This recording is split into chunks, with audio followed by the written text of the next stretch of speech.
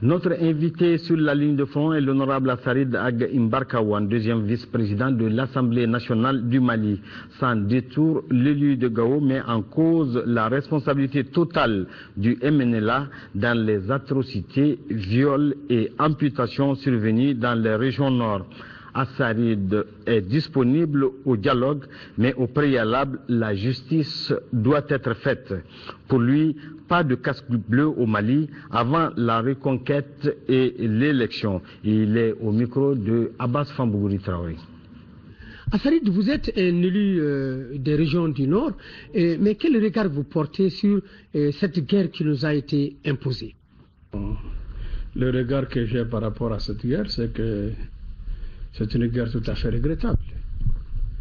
Et vous l'avez dit vous-même, c'est une guerre qui nous a été imposée, non seulement par le MNLA, par Ansardine, par les Moujaou, et tout cela consolidé par l'AQMI. Tous ces gens-là nous sont venus de la région de Kidal pour venir atterrir à Gao et venir atterrir à Tombouctou. Donc c'est exactement ce que vous venez de dire, c'est que c'est une guerre qui a été imposée au peuple malien. Le peuple malien n'a jamais imaginé un seul instant que les fils de ce pays soient à même un jour vraiment d'amener une guerre comme ça avec Al-Qaïda en territoire malien.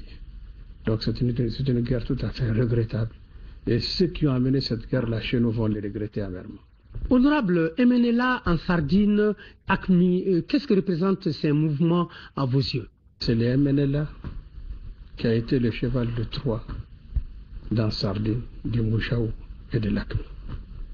Il faut que vous sachiez, il faut que l'opinion malienne sache que tout ce qui s'est passé à Tessalit, tout ce qui s'est passé à Baybara, tout ce qui s'est passé à Galhok, tout ce qui s'est passé à Gao, tout ce qui s'est passé à Tombouctou est le fait de l'ensemble de ces mouvements appuyés par l'AQMI, par AQMI au Maghreb islamique. Quand vous dites tout ce qui, savez-vous, faites allusion aux atrocités, aux viols, aux violences et de tout acabit? Je fais allusion à tout ce qui s'est passé dans le nord du Mali depuis le 17 janvier 2012. Tout ce qui s'est passé, c'est le fait de tout cet ensemble-là, de tous ces mouvements-là ensemble, unis. Ils sont venus ensemble. Ils se sont installés ensemble. Ils ont fait ce qu'ils veulent ensemble. Ils ont violé ensemble. Ils ont martyrisé ensemble. Ils ont pillé les outils de développement de ces régions-là ensemble. Donc tout ce qui s'est passé, ils l'ont fait ensemble.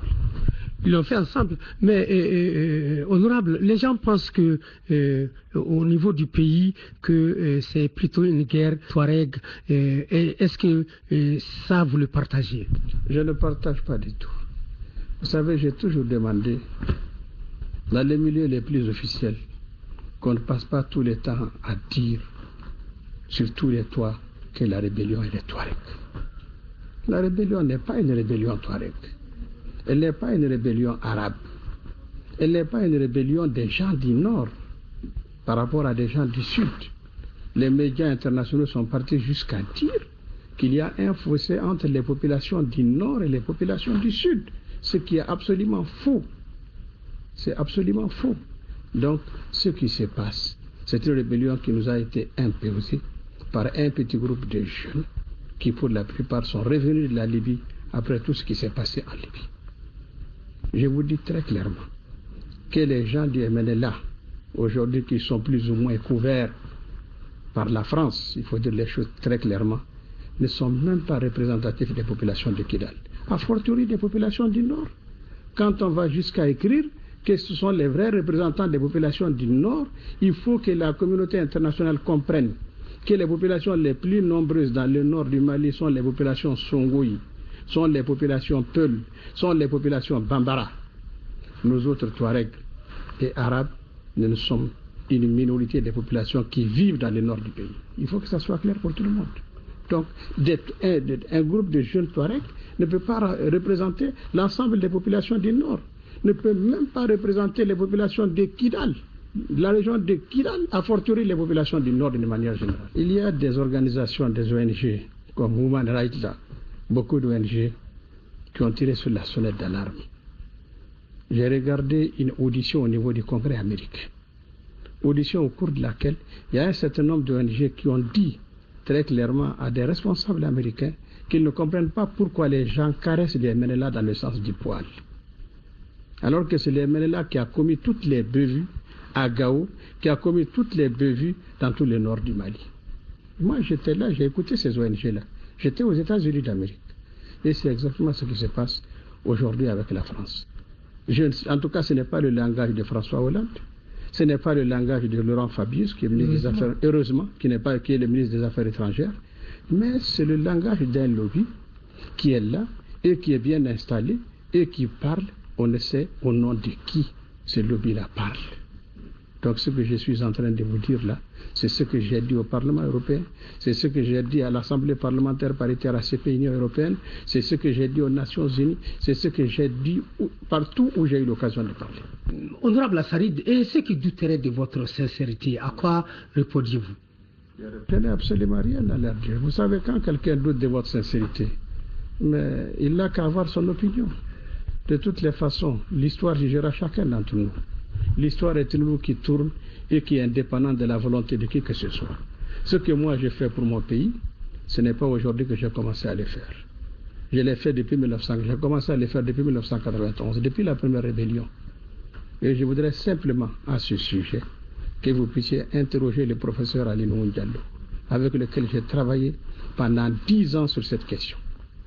Donc si quelqu'un aujourd'hui ne croit pas à ma sincérité, c'est son problème. Le dialogue, la réconciliation, qu'est-ce qu'il faut mettre au préalable? Je pense qu'il faut entreprendre un dialogue intermalien, mais pas un dialogue intercommunautaire qui va simplement concerner les populations du Nord. Il faut cette fois-ci aller au-delà des populations du Nord. Il faut aller vers un dialogue intermalien pour qu'on termine définitivement avec cette affaire-là. Maintenant, en ce qui concerne la réconciliation, mais je vous assure, vous ne comprenez pas qu'il n'y a pas de problème entre les populations du Nord. Les populations du Nord sont prêtes dès demain, s'il y a la paix, à s'accepter mutuellement. Mais ce que les populations du Nord ne sont pas prêtes à accepter, c'est le retour du MNLA dans la ville de Gao, le retour du MNLA dans la ville d'Ansongo, le retour du MNLA dans les différentes villes. Ça, la population ne va jamais l'accepter. Il n'y a pas de grand problème entre les populations noires sédentaires et les populations touareg qui, en aucun moment, n'ont participé à ce genre de choses. Donc je pense que si on parle de réconciliation, ça ne posera aucun problème entre les populations. La gestion de l'impunité, ça dit que les crimes commis par le MNLA ne doivent pas rester impunis. Mais non, c'est ce que je vous dis. Dans les conditions normales, l'État doit prendre ses responsabilités. Ça dit que les choses sont entre les mains de l'État. Nous avons déjà déposé un dossier au niveau de la Cour pénale internationale. C'est fait par le gouvernement malien. Normalement, la Cour pénale internationale devait déjà réagir. Devait déjà lancer des mandats internationaux contre un certain nombre de gens qui sont connus et dont les photos se trouvent au niveau de la Cour pénale internationale. Et même au niveau national, on connaît les gens. Tous les gens qui ont commis les crimes, qu'ils soient du MNLA, qu'ils soient dans Sardine, qu'ils soient du Moujaou, qu'ils soient de l'ACMI, sont très bien connus. Ils sont bien identifiés. Il n'y a aucune raison que la justice malienne ne se saisisse de ce dossier. Il n'y a aucune raison que la justice malienne ne soit pas amenée au jour d'aujourd'hui à lancer des mandats d'arrêt internationaux contre un certain nombre d'individus, un certain nombre de chefs qu'on connaît très bien et qui ont commis vraiment des scènes horribles dans cette partie de notre territoire. Malheureusement, il y a 2 élus nationaux. Il y a plusieurs élus nationaux. Il y a plusieurs députés. Il y a 6 députés. Enfin, on peut dire 6 anciens députés, parce que de toute façon, ce sont des gens que nous ne prenons plus en charge au niveau de l'Assemblée nationale. Et il y a aussi des élus locaux. Il y a des maires, il y a des conseillers municipaux, il y a tout ce monde-là. Tous ces gens-là qui ont rejoint les MNLA, qui sont partis avec les MNLA. Donc ils sont très nombreux parce qu'ils appartiennent à cette région. Au sujet de la venue des casques bleus dans notre pays, quelle est votre position, honorable Assarid? Je n'en veux pas du tout. Je ne sais pas pourquoi on commence à parler de casques bleus. Je ne comprends pas d'où est-ce que cette idée est venue. D'interposition peut-être. Interposition par rapport à qui? S'interposer entre nous et qui sur notre territoire national?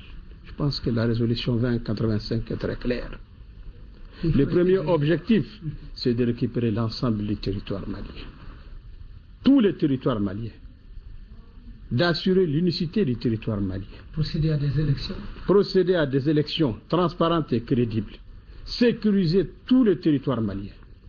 Après maintenant, c'est à ce moment qu'on peut comprendre qu'une force de maintien de la paix, pour essayer de consolider la paix, quand les forces françaises et les forces de la MISMA vont se retirer, c'est à ce moment qu'on peut comprendre l'intervention des Nations Unies pour nous aider à consolider la paix dans ce grand espace sahélo-saharien. Ce n'est pas valable seulement pour le Mali, c'est valable pour tout l'espace sahélo-saharien.